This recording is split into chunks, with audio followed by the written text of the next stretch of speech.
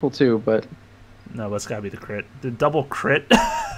even like double bash on MKB, I mean that would be a pretty nice increase in the damage as well. So I like that a lot. I think it's really neat and again sort of a step in the direction of getting rid of orb effects for a lot of these heroes. Yeah, MKB too, and the swarm duration making it a little more tempting in that early game as well. 14-second duration is very nice. So Shackle shot max latch distance from great, 525 to 575. great. Flash from the darkness. Wind run duration increased from 2.75 going up to 5 to now being 3 going up to 6 to last rank. Okay. So, yay, Wind Ranger buffs. Mm-hmm. Witch Doctor, Maledict area of effect increased from 165 to 180, and They're Death Ward trying. bounces now behave the same way as Death Ward attacks with regards to Blade Mail. So neither redirect damage to Witch Doctor. So I feel like that's a fix, not really a buff. Didn't know that even happened. So guess that's good though. And the area of effect for Maledict, they're trying to make it not broken but still useful. So I guess that's fine. Wraith King Reincarnation mana cost increased from 140 to 160. That's pretty nice. And the biggest buff ever, Static Field area of effect increased from 1,000 to 1,200 on Zeus. That's big. Jeez. 1,200. That's massive. Thank you. Great. Are we almost done? Oh my god, there's items. Oh my sweet baby Jesus. Well, We will go through these quicker than slow. And then, of course, again, because this is the marathon, next week we'll come back with sort of closer analysis of some of these, and maybe our anecdotes. thoughts in general. Yeah, anecdotes and thoughts in general about some of the overarching themes and big impact changes. But for right now, running through the items, the recipe cost has been reduced by 100 for Armlet. Assault Curious, and I actually really like this, are no longer displays its debuff on the enemy if the carrier is not visible. So how you can turn Radiance on and off so that people can't see it. Assault Curious is now just not visible as a debuff if an invis unit is applying it to you. BKB, Avatar spell immunity duration and cooldown are now tied to the hero instead of the item. Oh. Which means that BKBs cannot be sold and repurchased. Well, they can. Well, it couldn't be sold anyways. Well, dropped and repurchased. Right. You're correct. But the minimum duration from 4 to 5 helps that, I guess. But that's great. I think that's needed because the oh, I can't sell a thing. Well, players were just farming up another one. It didn't really matter. So I like that late game. You know what? If you didn't get the full use out of your Black King bar, that was your fault, or that was your problem for utilizing it too much during the game. I think this is a great change. I like it a lot too. And again, if you're 6-slotted, now your thought process isn't, well, I'll just refarm one of my slots. Now it's, I'm actually 6-slotted and there's nowhere to go but to have enough money for buyback and then to fight. So trying to still limit the number of super long duration games, which I can dig. Blink Dagger. Gold cost increased by 100, now costs 22.50. Totally reasonable. Yeah, that's fine. Every hero gets it. Bloodstone now requires Soul Ring, Huh. and an 800 gold recipe instead of Perseverance, and now no longer grants the plus 10 damage. That makes me sad. Really? I liked Perseverance in that item. I guess it's not bad or anything. I don't know. I'm just trying to think. All right, what heroes do we like Bloodstone on? Let's just think of a small list really quick. So, Death Prophet. Death Prophet, Tinker, which I guess Tinker likes this. Timbersaw. Timbersaw, who doesn't get Soul Ring very often. Death Prophet doesn't get Soul Ring.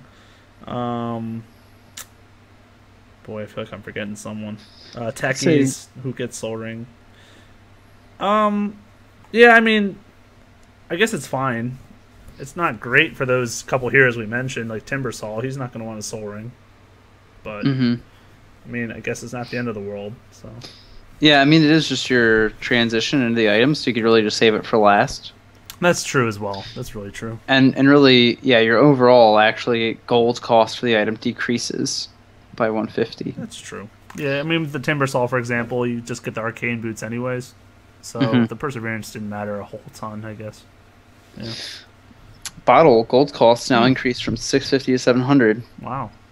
Help make up for being more attractive with the 2 runes.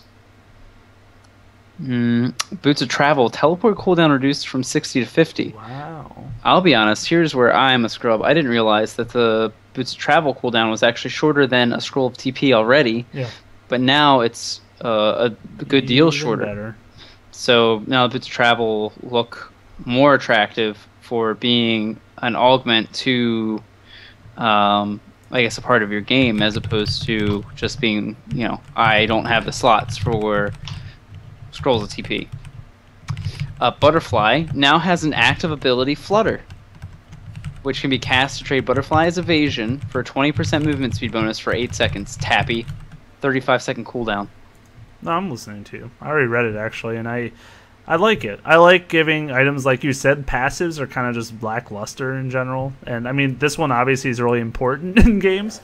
But now you have another ability. You have another choice to make in a fight or around a fight, and that always just increases skill level and play. So I think it's a great idea. And 35-second cooldown, you're not spamming it, but it's not entirely long either. So I don't know, I like it. Do you? I think it's neat because it gives Butterfly an aggressive component. As if you're chasing somebody down, Right. you pop the activatable and you have a gap closer.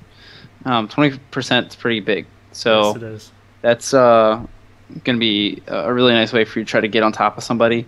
And you could say that sort of makes not Yasha less attractive, but now you have another move speed benefit. So if you're looking to just try to get something for a burst, either get out or to move around or to chase somebody down, you have another option, which I like. Yeah.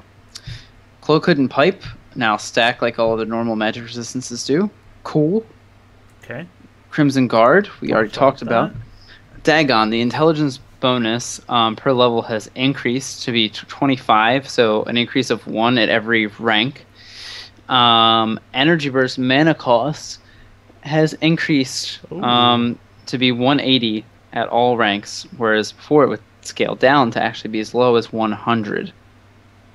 I guess if you're getting more intelligence per level, it might actually even balance out. How much mana do you get per intelligence? 17 sounds like a lot. Okay, it's probably close either way. So you're making up for that cost. That's probably why they did it, is because you're getting more intelligence. So that's fair. Diffusal Blade recipe cost reduced from 850 to 700. The agility bonus has been rebalanced from 25 to 30 for the upgrade to 20 to 35 on the upgrade, and feedback has been rebalanced to burn 20 and 35 to now just be a constant 25 across the ranks of Diffusal Blade. That kind of sucks, I think. I think the item was nice when you could upgrade it for more damage and mana burn. But that's fine overall, I guess. Yeah, I mean, at least the recipe cost is reduced, so you're really, I guess, just looking to maximize your You're just doing it for charges. agility. You're Yeah, and your really doing it charges. just for charge. At 5 agility, you're not upgrading it for that, for 700 gold. So it's really just ran out of charges now, which is fine. Ethereal Blade we went over with the projectile, as well as only one person going ethereal. Eye of Scotty, Frost attack speed slow increased from 35 to 45. Holy crap. Jesus. That's a massive slow. That is a lot. No one gets it right now, but maybe one day. Flying Courier, base movement speed increased from 350 to 430. Flying Courier now takes 50% extra damage from melee heroes. The speed burst cooldown has been increased dramatically from 40 to 90 seconds. The speed burst duration has been reduced from 20 to 4 seconds. And the speed burst speed increased from 522 to 650. So it's really I feel like a get out of dodge ability as opposed to I'm just going to use it because it's off cooldown and I want it to move around faster. Wow, is that just amazingly different? That is like amazingly different. Well, then again, the base move speed going up 80 is rather massive, to be fair. I like the melee damage thing, by the way. Like, gives them a chance. Yeah. So that's cool. I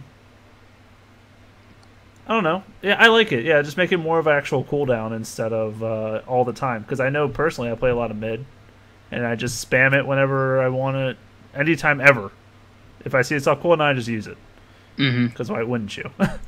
So, yep. I think that's it's an interesting, probably for the better change. Helm of the Dominator now gives +3 health regeneration to match its components, and dominated units now have 250 bonus HP. Sure.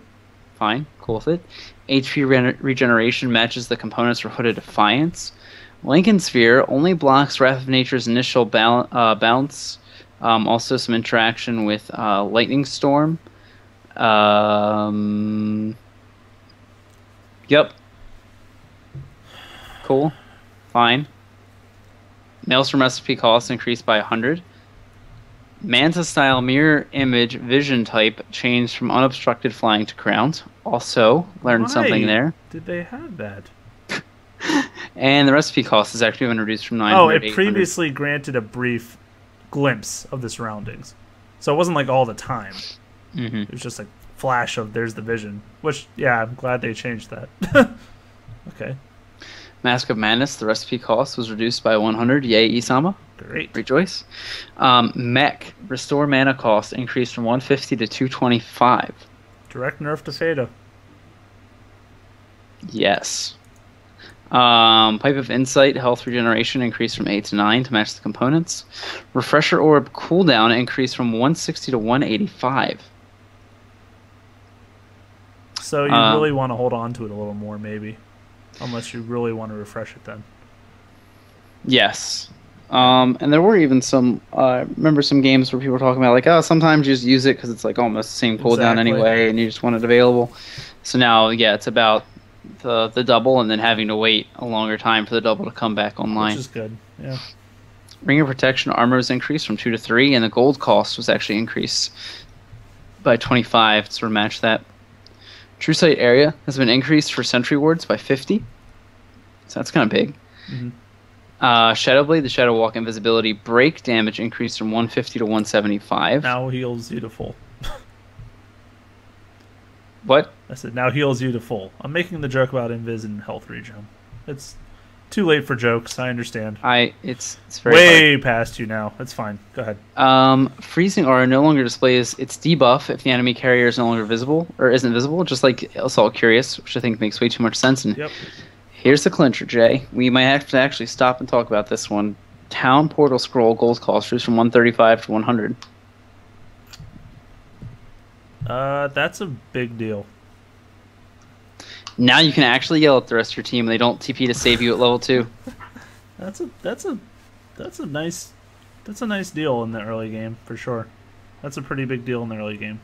Because I remember, I can recount so many times where I was like 15 gold off or something trying to buy it. You know?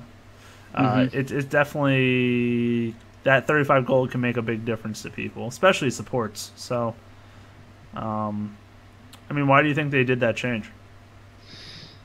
Well, I mean, I like that it really does give you more mobility earlier on between the lanes to try to support people because, you know, really, I think everybody's complaining like, oh my gosh, I'm getting dove and nobody can do anything about it or nobody's TPing to help me. It's like, well, dude, who do you expect to buy the TP scrolls? You know, the supports can't afford it.